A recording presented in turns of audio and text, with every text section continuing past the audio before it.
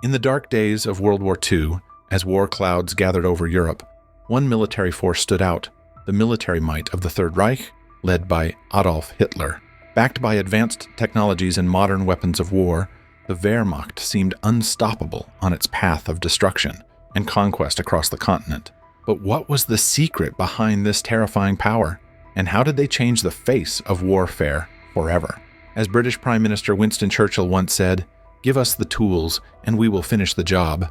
Get ready to dive into the inner workings of the Nazi war machine, uncovering the secrets behind their fearsome power and the technological innovations that propelled them to the forefront of global conflict. Revolutionizing warfare, German military's technological superiority in wit.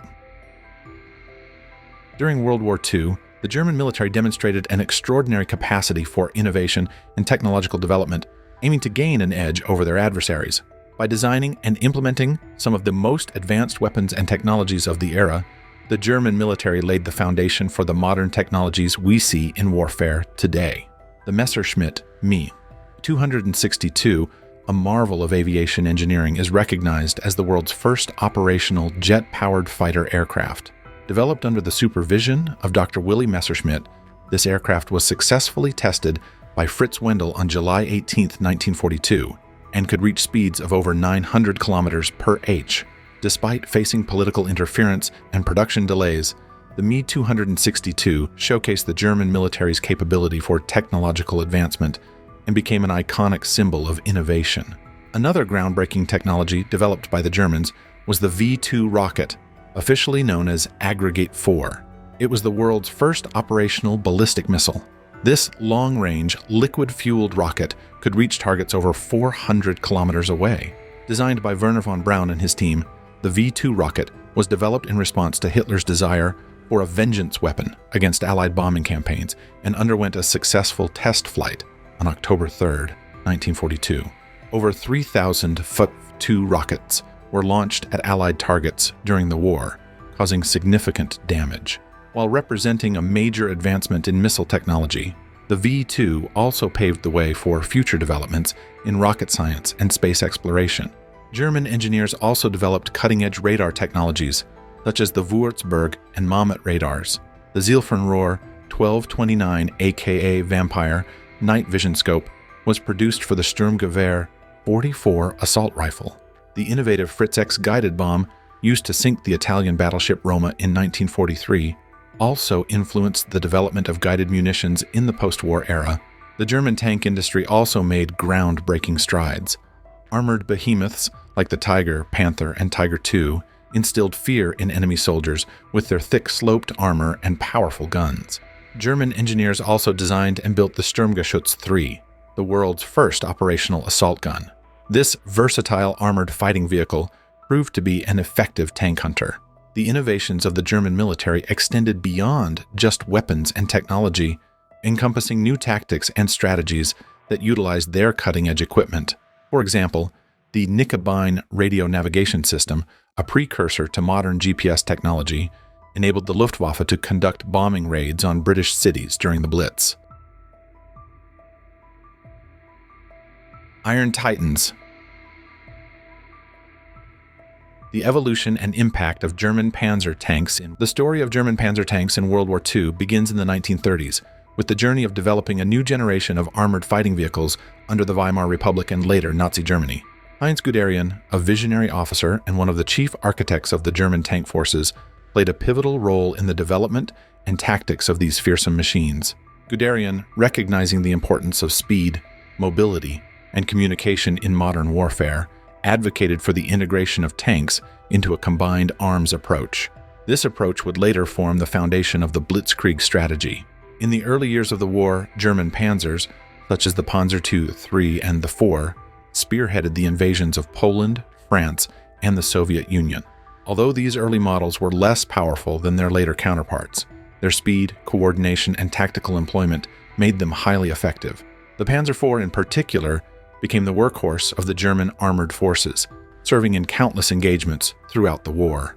However, as the conflict progressed, the German army faced increasingly formidable opposition from Allied and Soviet tank designs. The encounter with the Soviet T-34 tank during Operation Barbarossa in 1941 was a wake-up call for the German High Command. The T-34's sloped armor, mobility, and powerful gun presented a significant challenge to existing Panzer models, prompting the development of newer, more advanced tanks. In response to this threat, the German army embarked on the development of two iconic tanks, the Tiger and the Panther. The Tiger I, a heavy tank designed to dominate the battlefield with its thick armor and powerful 88 mm gun, first saw action on the Eastern Front in 1942, striking fear into the hearts of its enemies. Despite its firepower and armor, the Tiger I faced several challenges, including its weight, which limited its mobility and strained the German logistical system. To address these limitations, the Tiger II was developed, featuring even thicker armor and a more powerful gun.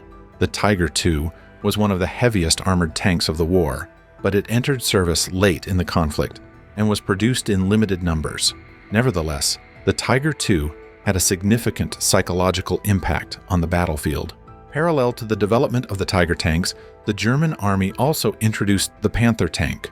Designed as a direct response to the Soviet T-34, the Panther combined the best aspects of German and Soviet tank designs, boasting sloped armor, excellent mobility, and a powerful 75 mm gun. Considered by many to be the best all-around tank of the war, the Panther was first deployed in the Battle of Kursk in 1943 and served in all major theaters of the war, fulfilling various roles from spearheading offensives to acting as defensive turrets. The birth and implementation of the Blitzkrieg strategy. The Blitzkrieg strategy, which can be translated as lightning war, was a revolutionary military tactic that defined the German Wehrmacht in the early stages of World War II. Conceived by innovative military strategists like Heinz Guderian and Erich von Manstein, this strategy fundamentally changed the nature of warfare by emphasizing speed, surprise, and the concentrated use of mechanized forces to deliver swift, devastating blows to the enemy. The foundations of Blitzkrieg were laid in the interwar period, with lessons learned from World War I and German military leaders seeking to develop new tactics to avoid the static, attritional nature of trench warfare.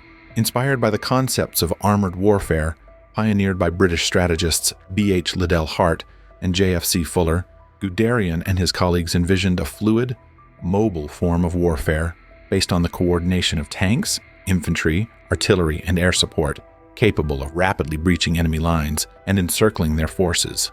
The first major test of the Blitzkrieg strategy came with the invasion of Poland in September 1939. Spearheaded by Panzer divisions and supported by Stuka dive bombers, German forces swiftly overwhelmed the Polish defenses, achieving a stunning victory in just over a month.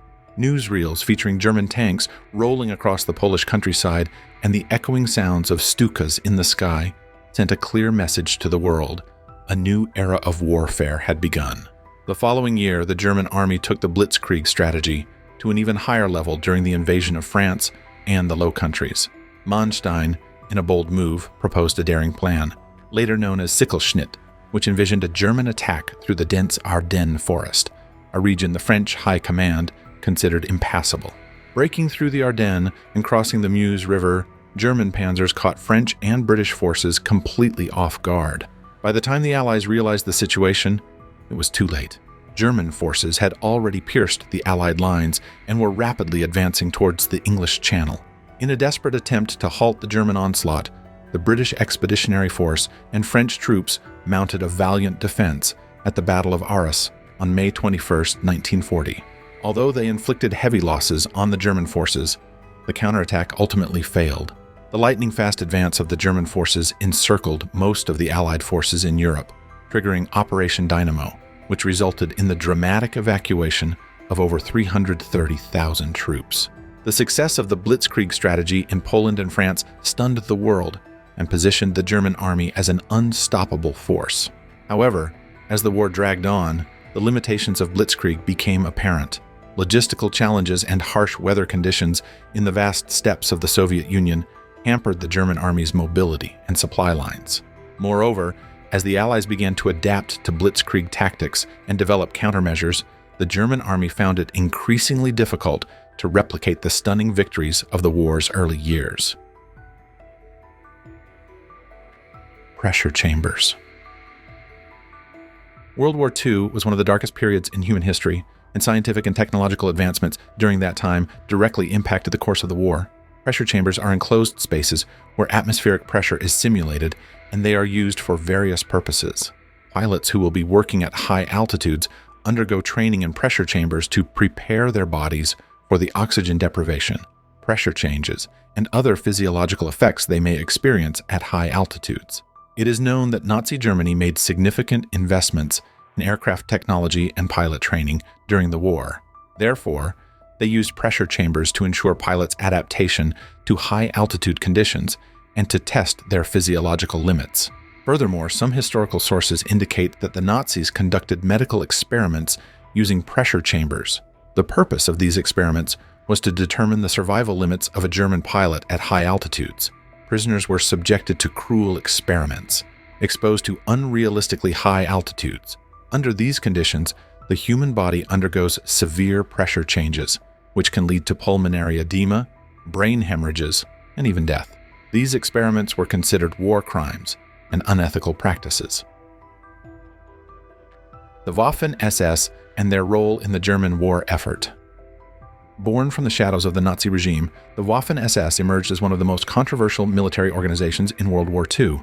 Initially established as the armed wing of the Schutzstaffel, the Waffen-SS evolved into a formidable fighting force, renowned for its unwavering loyalty to Adolf Hitler and its fearless combat prowess. However, the Waffen-SS's dark legacy is marred by its involvement in war crimes and the Holocaust, casting a grim shadow over its battlefield achievements. The origins of the Waffen-SS can be traced back to the early 1930s, when Heinrich Himmler, the head of the Schutzstaffel, sought to create a reliable and loyal force to protect the Nazi regime. Initially composed of a small number of select men, the Waffen-SS expanded rapidly with the outbreak of war. By the conflict's end, it had grown into an organization boasting over 900,000 members, drawn from various nationalities and ethnic groups across occupied Europe.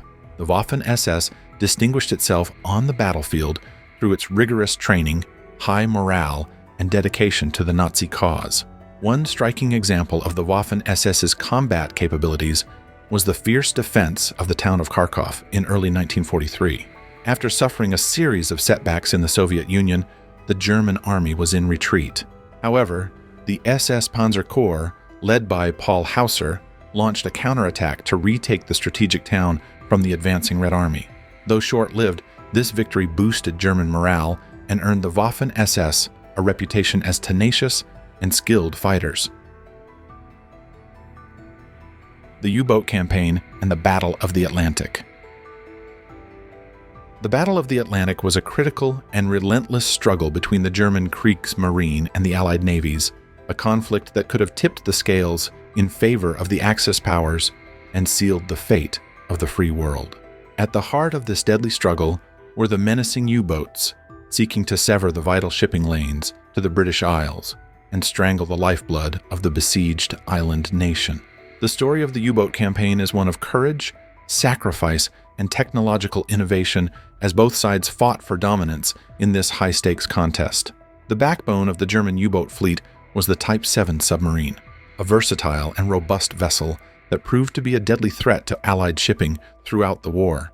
Equipped with powerful torpedoes and an impressive deck gun, the Type 7 was a formidable adversary capable of stalking and sinking even the most heavily guarded convoys.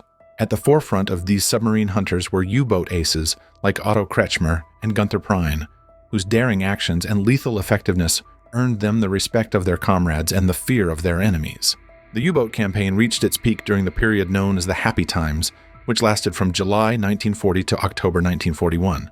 During this time, German submarines operating in wolf packs inflicted heavy losses on Allied convoys, sinking millions of tons of vital war supplies and pushing Britain to the brink of starvation.